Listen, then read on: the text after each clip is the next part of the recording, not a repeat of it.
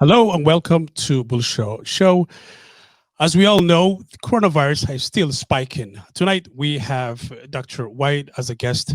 Dr. White, welcome to Delmar TV. Good to be here. Thank you very much. As you noticed, the numbers of coronavirus are still growing, and fortunately, there's a vaccine out there. Can you speak about the importance of vaccination and what's expected from it? Yes, the vaccine. In order for us to get a grip on this pandemic in the United States, we people have to be immune, and we have to reach a certain percentage of the American population has to be immune to this COVID-19. And that percentage turns out to be about 70 to 80% of the population has to be immune. So there's two ways that a person can have immunity. One is by getting infected by the virus, having an infection and going through the 14 days and that's one way. The other way is to get the vaccination. And the vaccination provides you immunity in a very easy way. I mean, you're going to have some side effects from the vaccine. And when I say side effects, when you get the vaccine, it stimulates or it turns on your immune system. So you have things like soreness of the injection site. You may have a little headache. You may have a little fever, some muscle pain. But all that means is that your immune system, your that's our superpower. Our immune system is being turned on like you would turn a car engine on. When you get the vaccine, it turns that immune system on and it revs up to make antibodies against the virus. So you can acquire immunity by that means by getting the vaccine and your body making antibodies. Or if you get infected by the virus itself, your body's going to make these natural antibodies as well. Either way, we won't get a hold or have a control over this pandemic until 80, 70 to 80% of the population has immunity, whether it's by infection of the virus or whether it's by the vaccine. And um, that's why the government or the heads of the country are saying everybody needs to get vaccinated so we can get some control over this this virus, this pandemic. Otherwise, it will continue to spread. People will continue to get infected. Some people will have mild to moderate symptoms. Other people will end up dying or in the hospital with severe symptoms. And we just don't can't afford another year um, for our country to go through that another year. So by taking that vaccine, you add to the percentage of the people who have immunity. So it's really, really important that we take that vaccine and get people immune. Really important. You said that it will take 70 to 80% of the population to be vaccinated, and that's I'm assuming it's going to be more than a year or at least 2 years. Now, go ahead, speak on that. No, I mean, you bring up a really good point. Um, they had estimated, or they their thoughts were, or the plan was that 20 million people would have been vaccinated by January the 1st. And as it turned out, it was only 4 million. And so when you talk about herd immunity, and people 70% even of the people being immune, like you said, that could take, when you start looking at it, um, just just by the people getting infected by the virus, Right. all those big numbers that we were hearing every day, the deaths, the hospitalizations, the positive cases, with all of that, with all of the information that we were getting, we were only 10%, believe it or not, only 10% of the population had immunity. Only 10% of the people. I think there's like 330 million people in the United States. Right. So only about 10% of the people were infected, which seems like a small number but the actual numbers of people that died and were in the hospital was overwhelming. But it was only 10%. So when you said a year or two, a lot of the experts around the world are, um, not even around the world. A lot of the experts in the United States are looking at, some. If you ask some people, they'll say that maybe we'll have this under control by mid-year. Other people are saying that it's going to take. It'll definitely. We won't acquire that herd immunity until 2022. Well, do you think they need to change their strategy? Because the way it's going right now, there's a shortage when it comes to the vaccine. Uh, Yes, I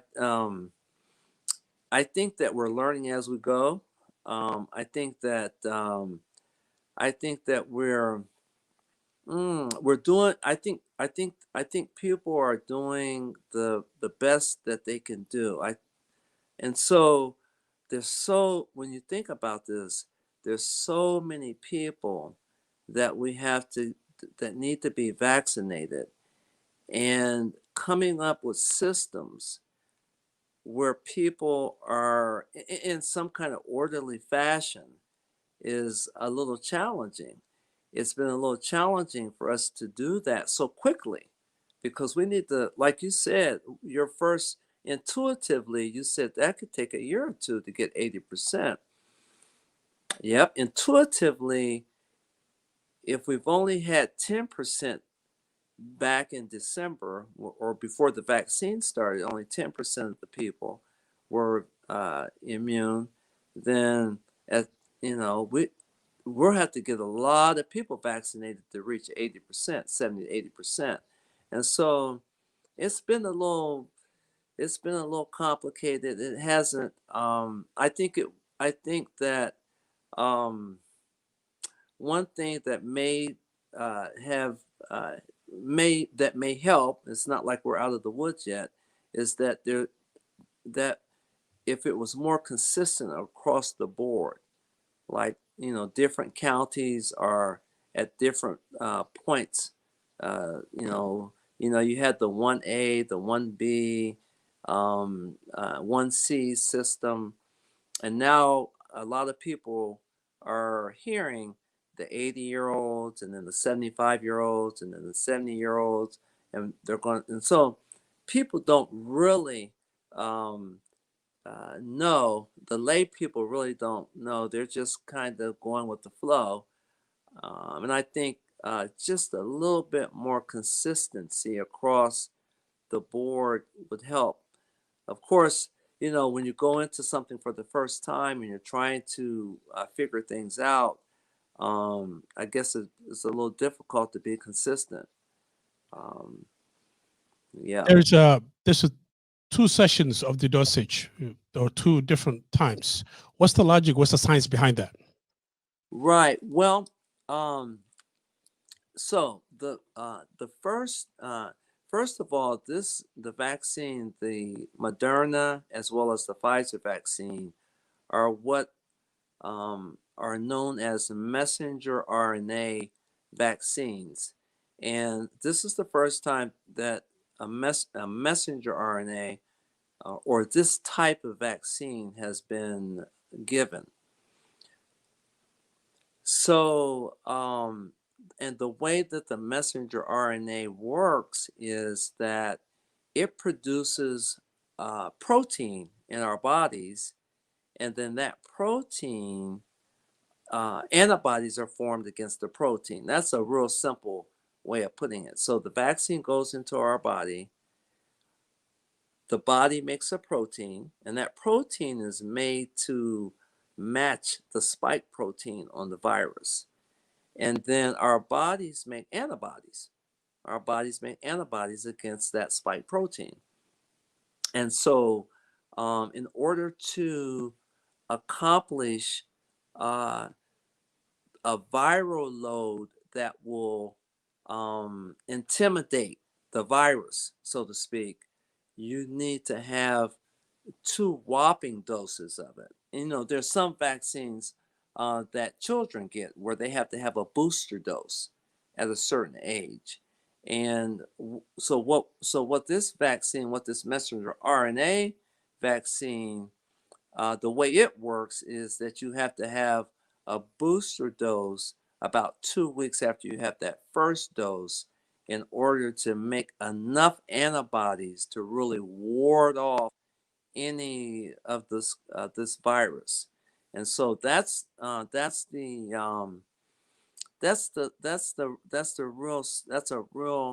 uh, s- uh, um, that's a simple explanation for it, but it takes two doses to have our bodies produce enough antibodies to ward off that virus. And I think the Pfizer and Moderna are now saying that with the two doses that will be immune or will be protected from this coronavirus for a year. That's what the experts are thinking now.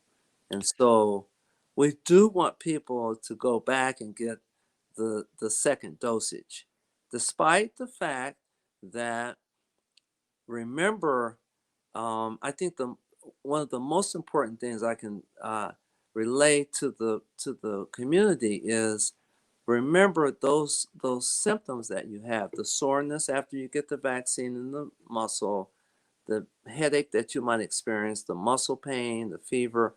As I got the vaccine, the only thing that I experienced was soreness at the injection site. I didn't have a lot of people don't have. In fact, most people don't have a lot of symptoms, and the people that do have symptoms, those symptoms are gone within 36 to 48 hours, completely gone. It's Okay. like your immune system is revved up, and then it goes up and it goes down, and your those symptoms go up and down. So you may feel real funny for 36 to 48 hours, and then you're done. Um, if you compare that to actually being infected by the virus, a big difference, because you could be sick, you could end up in the hospital.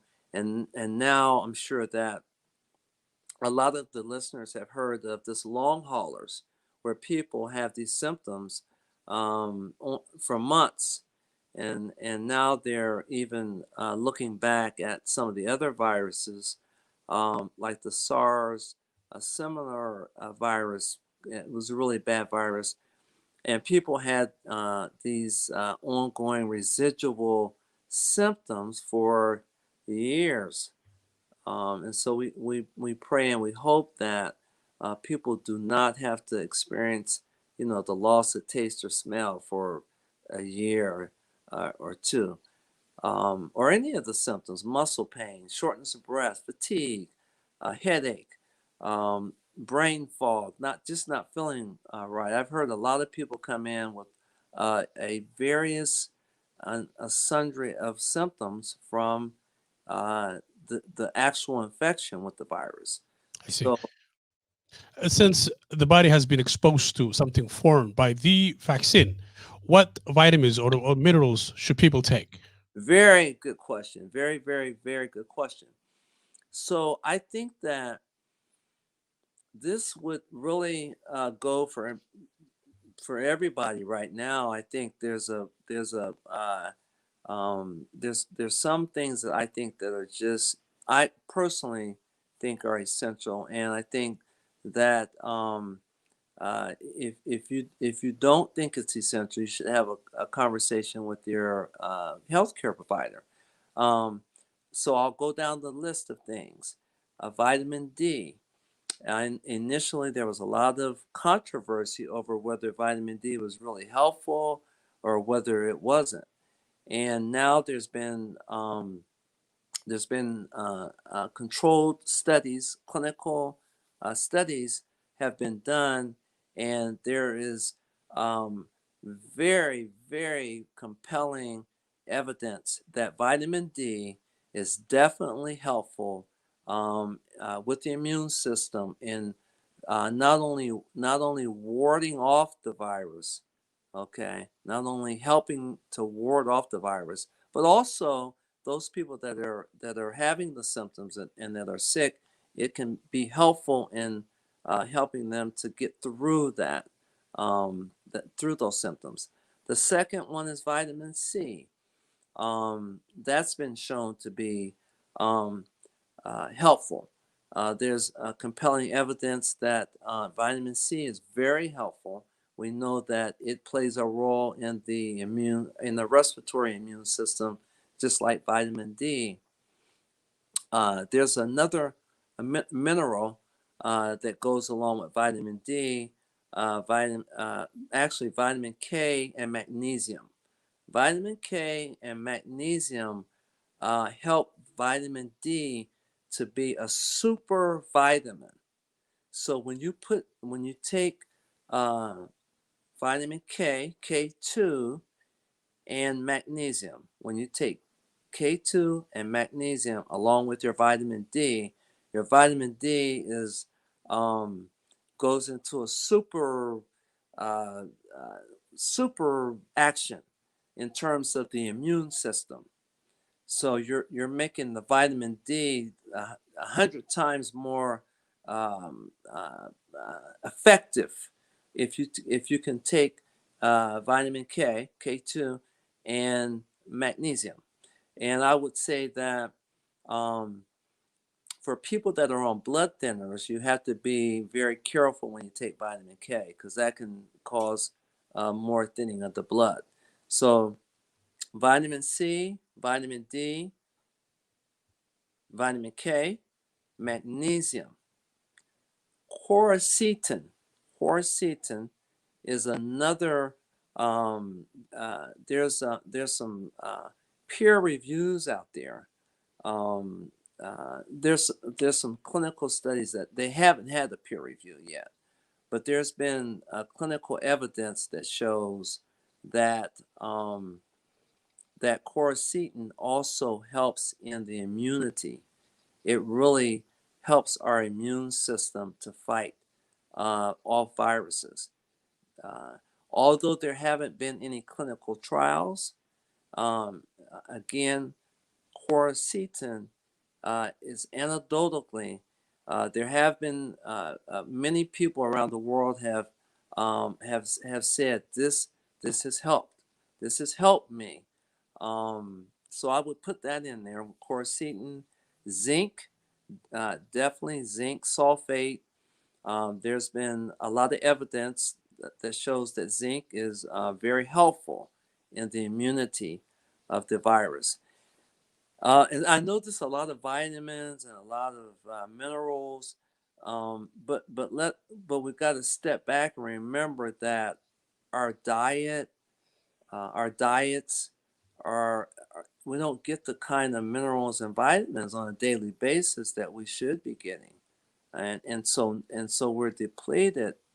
Our bodies are depleted of the essential vitamins and essential minerals that we really need. And so now that we're in a situation where we have this virus that calls for a strong immune system, and we really don't have the all the vitamins and minerals that make us have strong immune systems.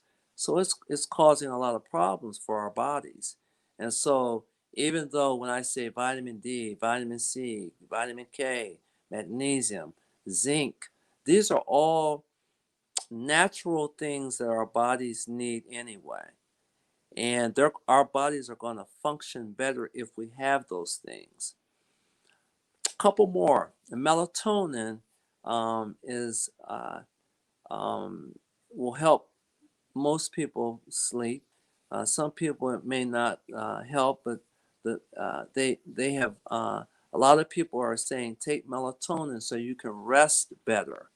And of course, we know that when we get the proper rest that our bodies need, that we do better, we feel better, and we can perform better.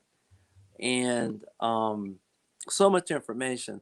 One of the things that has been shown is that if you get a good night's sleep the day before you or the night before you get the vaccine, you will have less symptoms.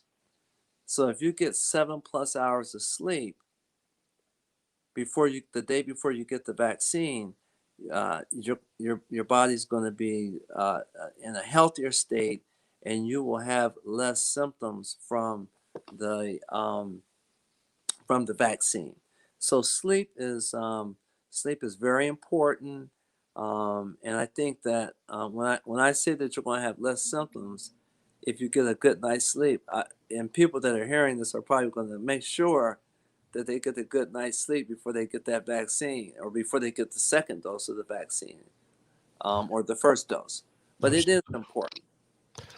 As always, great information, Dr. White. We thank you for your time. We'll see you next week. Thank you. You're very welcome. It's always good to be here. Absolutely. All right, viewers, tonight that will be all for our show. Until next time.